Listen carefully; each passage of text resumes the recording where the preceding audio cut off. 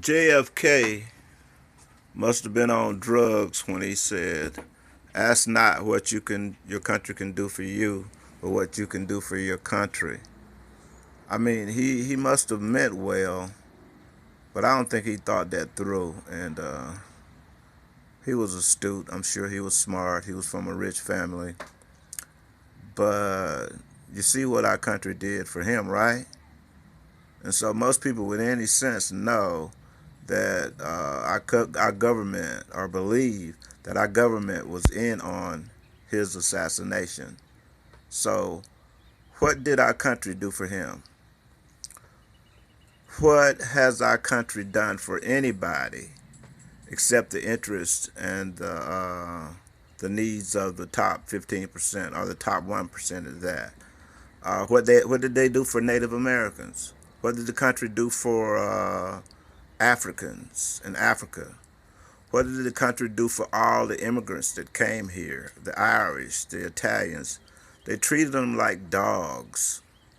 And then somehow magically they became white, and the WASP sort of like, kind of like accepted the Irish and the Italians. But the white folks, the Protestants, they still have their digs and their attitudes about anybody that's not a white Anglo-Saxon Protestant. And if you don't know that, you're missing out on knowing something. So, how is it that our country can be used as a great big old piggy bank for the rest of the world? We can give billions of dollars to Israel when Jewish people have all the money in this country. You could probably get 5 Jewish people who could give Israel $3 billion a year. Okay? So we're giving money to everybody else in the world, and we're borrowing money to give people in everywhere else in the world. Then we have Republicans who are slashing all the benefits for schools and social safety net programs and stuff. And right wing people are some of the most crazy people in the world. They're going along with this. The Appalachian country in Mississippi and Alabama are some of the poorest states in the country, some of the whitest, and they're on welfare the most and stuff. And they're voting Republican. What kind of sense does that make? None whatsoever. And it's all based on hatred and greed, rather. They don't mind the top 1% stealing them and robbing them blind, but they just don't want black people to get any kind of benefits, even though they stole from us and we built this country for free. They owe us money. They owe us reparations. If it just as surely as the Japanese or uh, the Israelis, Jews can get money back and for their harm brought to them, we surely need to have that same thing happen for us.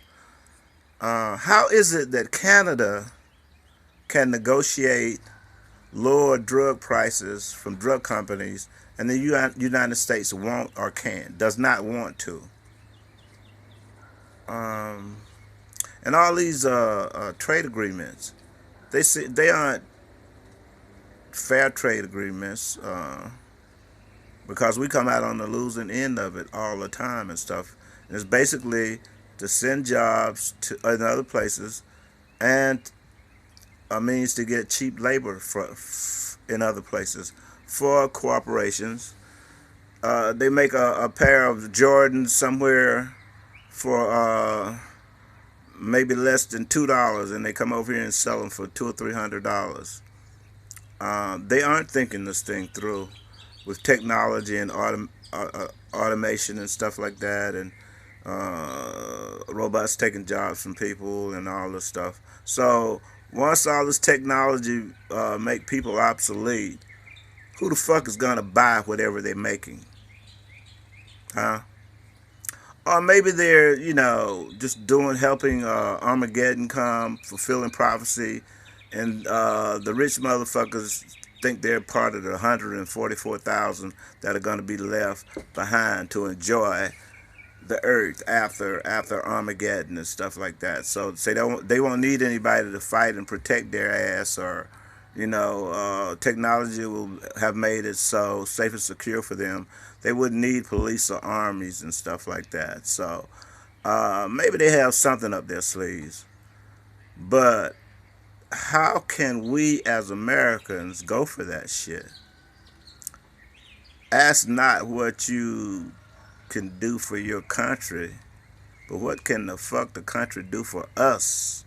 Except rob us blind and let corporations become multinational corporations and hide money overseas where they don't want to pay taxes, but they want us to buy shit from them, but they want to hide their wealth and stuff. So if they have any offspring or children at any point who inherits that kind of money, hopefully they'll wake up and see what sorry ass parents and grandparents they had, and they'll give that money back to the world and they'll do something different.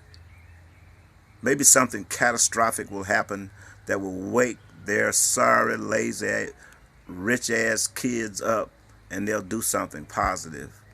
And Bill and Melinda Gates will long be dead and rotted and shit, and their kids will give back all that money that they've ripped off from the world, and really try to help Africa instead of pushing GMOs on Africa and giving them injections of stuff that, frankly, Africans are waking up to and say, we don't want this shit. We do not want it.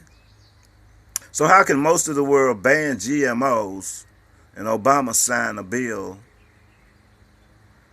allowing GMOs to do what they do? It just doesn't make any sense now, does it?